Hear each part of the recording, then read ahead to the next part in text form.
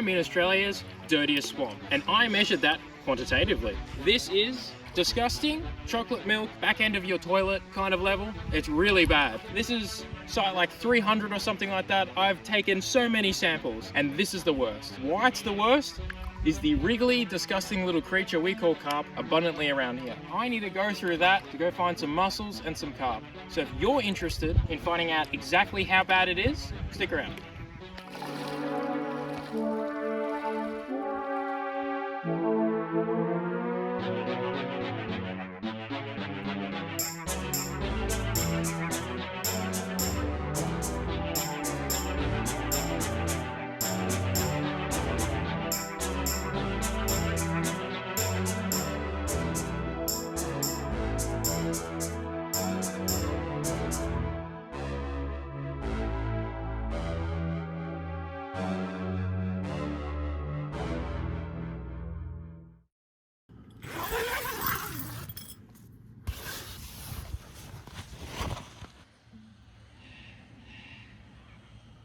Look at that.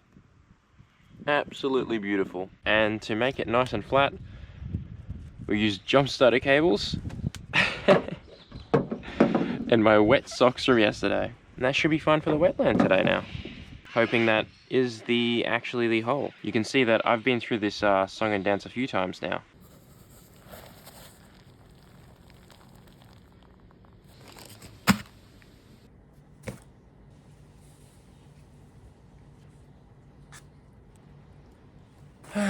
Scissors.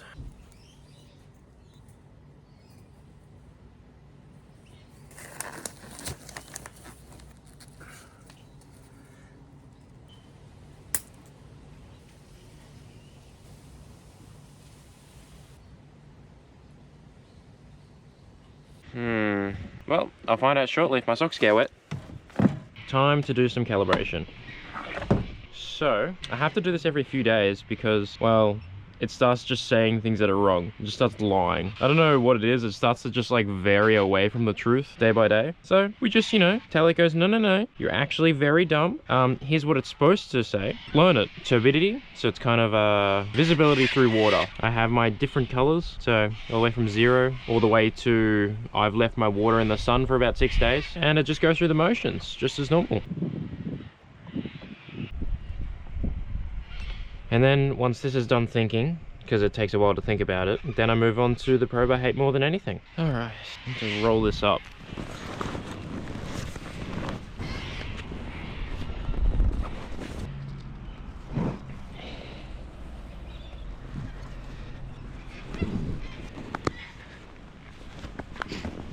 Now for round 2.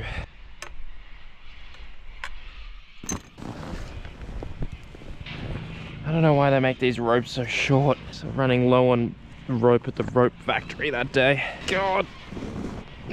It's like the sleeping bag dilemma. Couldn't you just give me a bigger bag to put my sleeping bag in? Yeah. Oh, like what is this? Why take it just right? Why couldn't you give me extra? Oh man. Came undone. Alright. This does look like a torture scene. Various liquids, pliers, duct tape. That's okay. The only person who's getting tortured is me. With calibration. With calibration. Oh, come here, you blue fucker. Maybe if I look after it, it'll look after me. The dissolved oxygen sensor doesn't like being wet, which is counterintuitive considering this whole probe goes in the water. Who am I to judge the fancy equipment? I'm just a peasant. Just give it a little bath, a little woo, little woo, a little bit of how's it going, and then that's it. And we just chuck it in the liquid. And the sun is burning me. This is nice. I'd be more descriptive if my legs weren't currently being burnt by the sun. If the liquid I've put it in is actually the liquid I've put it in is the liquid that I've put it in. It's too early in the morning. Let me go. Oh! Sorry. Anyway, let's just assume that I've done this all correctly. To make sure there's no other fluid on it. I definitely wouldn't have accidentally done the wrong one first. Wanna have a taste? And then I rinse, repeat with the red one. That's not on the floor. That's not currently on the floor. I definitely didn't stuff that up.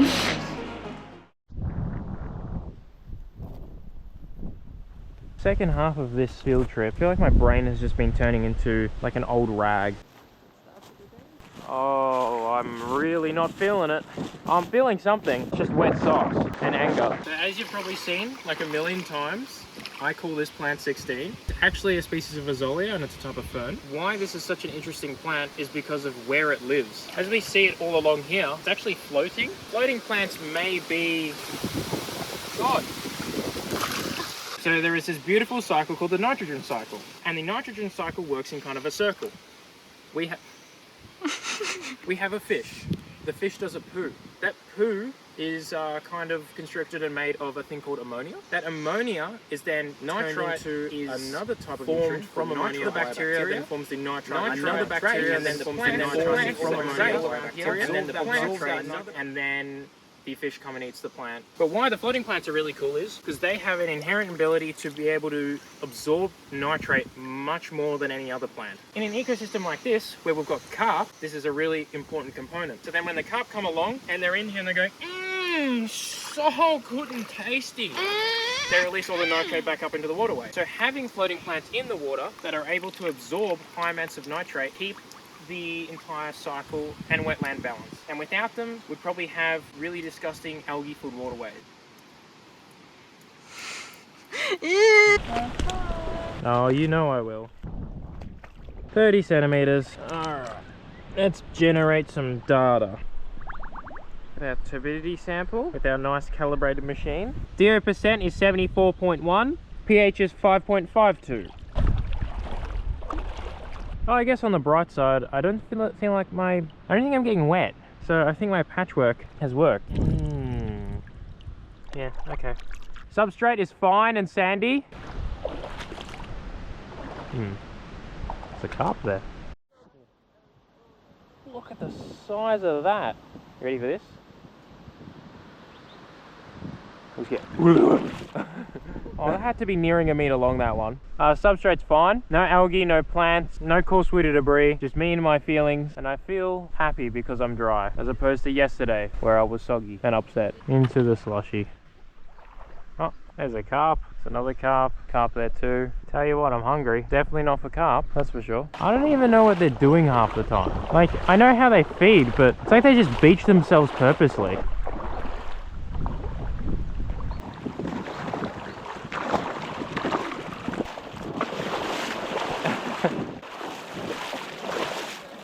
Yep. Substrate's fine and sand. Alright, time to leave. I've had enough of our fishy friends.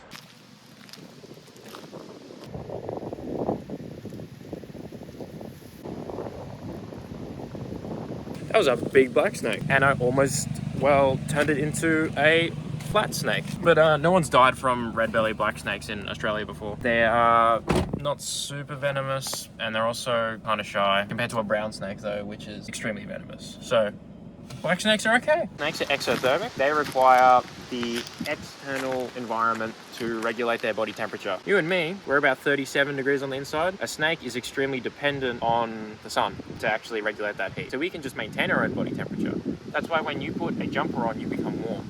It's because your body is producing heat and the jumper is actually trapping that heat in. But a snake can't do that. Even if a snake was wearing a jumper, it still is cold. So a snake has to come out in the sun and sunbake for a bit. But then if the sun is too hot, then they cool. So it's been really hot these last couple of days, so there's been no snakes. But today is like a bit of a sunny day. So the snakes come out and go, ooh, that feels good on my ass. It's actually the mid-range days you gotta be careful of snakes, not the really hot days.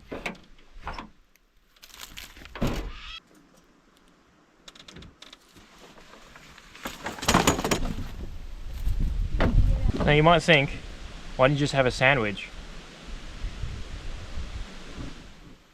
Well, snacks are yummy.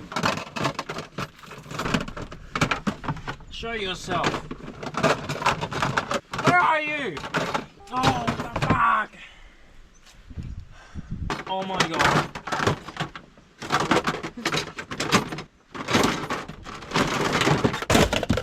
Oh, where are you? What? That's it, I've had enough. Oh my god. Time to chop an onion. Oh, this is a whopper of an onion. And that's it. You can put that on your sausage. Now you can take your bet now. What percentage of this onion is going to fall down the holes? I'm going to go anywhere between 20 to 30%. You would be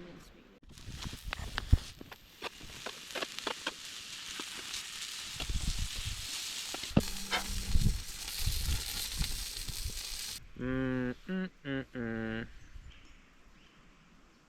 Not bad.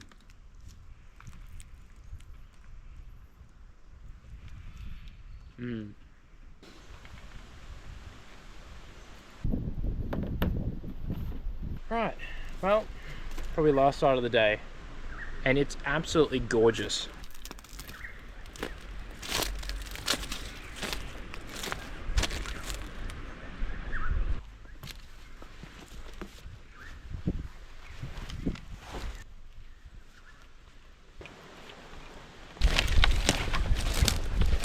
This just really reminds me of that like Jurassic Park scene. With all the like, what are they called, Brontosaurus or something? The really long necked one.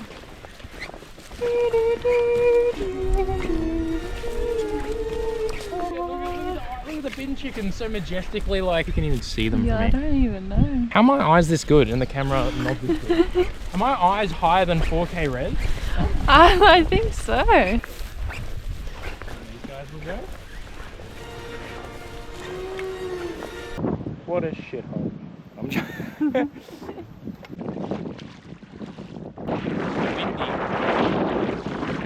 I've hit 10 centimeters. Well, I think the water is a bit disgusting considering it's 10 centimeters deep and I can't even see the probe anymore. Ew. Oh, that's the good stuff. I've seen better. And the substrate is fine. It's not fine at all, it's disgusting. Oh, you've got to be kidding. Is that a carp?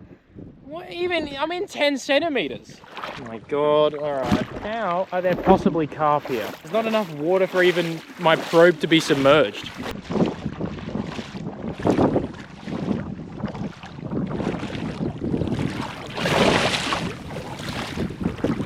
More over there too. Oh. No! The wind is strong! Oh. Well, isn't this lovely? Oh! My cable came out of the water and scared the hell out of me. I have just experienced something in all of my transects that I've ever done, hundreds and hundreds of them. I've yet to experience something like this. This is so disgusting, the water. The machine goes, oh my god, what is happening? It says, out of range, please dilute. Meaning, it's cloudier than even the worst sample someone could possibly think to give me. It's like I've just put paint in here. That is insane. So all I have to do is put greater than 800 NTU. That's how bad this is. That's amazing. No, it's just that bad. That's how bad carp make the waterway. It's so bad that even machines don't even understand what's going on. Cop that AI. I thought the machine had broken for a second there. Wow. Wow. Crazy findings. Yeah, that is a good point. I couldn't see the probe in 10 centimeters of water. I think that should have been the telltale. A record has been set, and I do not think it can be passable because I physically don't know if it is. Yeah, it is as bad as it looks. Now I do technically have some plants here, floating ones, and they're the only ones that don't really care if the water's cloudy because, well, think about it, an average plant is under the water. They're not going to photosynthesize very well. However, this plant doesn't care at all. And this is called Dr. Swamp. I don't feel like this is healing anything. Picturesque from afar. Yeah, it looks beautiful from afar. Up close, it's the most foul swamp.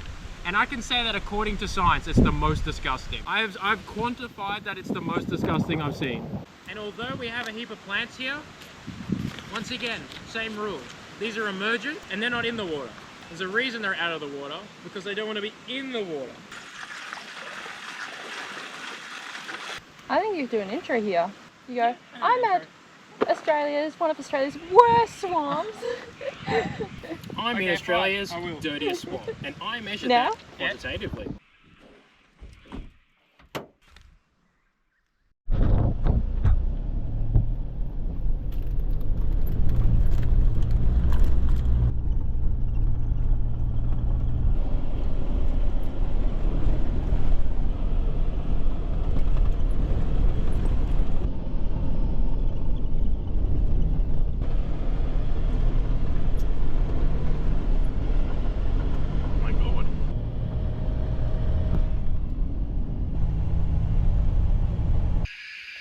Okay, so in one of the wetlands, we have a plant here. This is common water ribbons. Common water ribbons is not actually very common, I found, but it has a very cool trait, and it has these little tubers at the bottom of it. Now I'm trying to dig the plant out here. In these tubers, they are edible. If I can get it out of the ground, I can show you the edible part. So, once I've dug them out, at the base of the plant, there are these little tubes. As much as they do look like it, taste kind of like sweet potatoes. They're almost like a tart version of them. But yeah. Kind of tastes like a really weird sweet potato. This was historically a really good food source for Indigenous Australians. You can eat that. But it's like, it's just got a black coloration on the outside. You'll live. Like a turnip. Like a turnip. Like a turnip. Like kind of a rooted vegetable. Yeah. Yeah. So even in the wetlands, you can find a good source of food. Well, unfortunately, that sound means it's the end of the video. But do not fret, you do not have to punch your monitor, lick your iPad, or throw your phone across the room. There will be more. And the easiest way to ensure that you get to some of that more is to subscribe. Commenting and liking is also optional, as with everything, but I'd highly appreciate it if you stuck around for some of the other videos. And that way I'll just get to see you next time. Wouldn't that be nice?